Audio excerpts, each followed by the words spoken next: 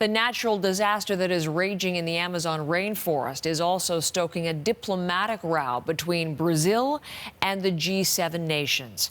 Brazil has just rejected the G7's multi-million-dollar offer to help combat the Amazon wildfires. Brazil's president is targeting at least one of the G7 leaders with more sharp comments both online and in the media.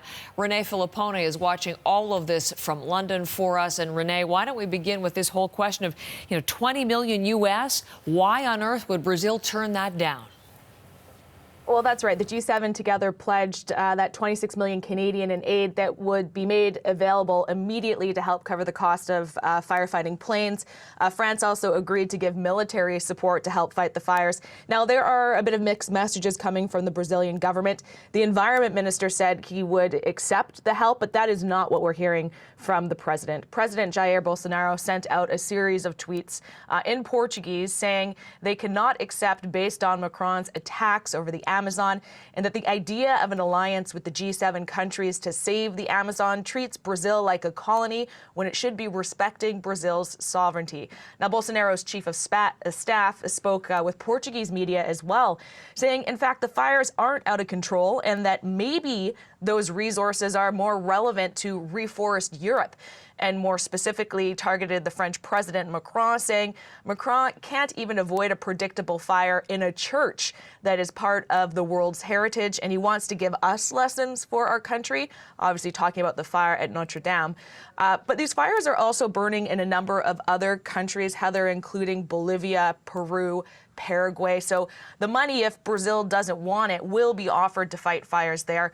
It is, however, unclear at this point what Bolsonaro's response to Canada's separate offer of aid is. Yesterday, Trudeau offered an additional $15 million and to send Canadian water bombers, but the political tension here is growing.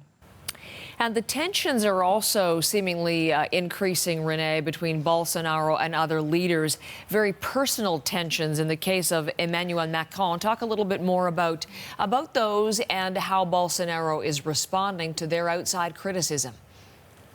Yeah, that's right. Macron seems to be the central target for his anger. In fact, Bolsonaro poked fun at the appearance of Macron's wife online, which the president responded saying it was extremely disrespectful and that it's sad for him and sad for Brazilians. Now, France and Ireland have threatened to tear up a trade deal between the EU and a number of countries in South America, the biggest player being Brazil over the fires.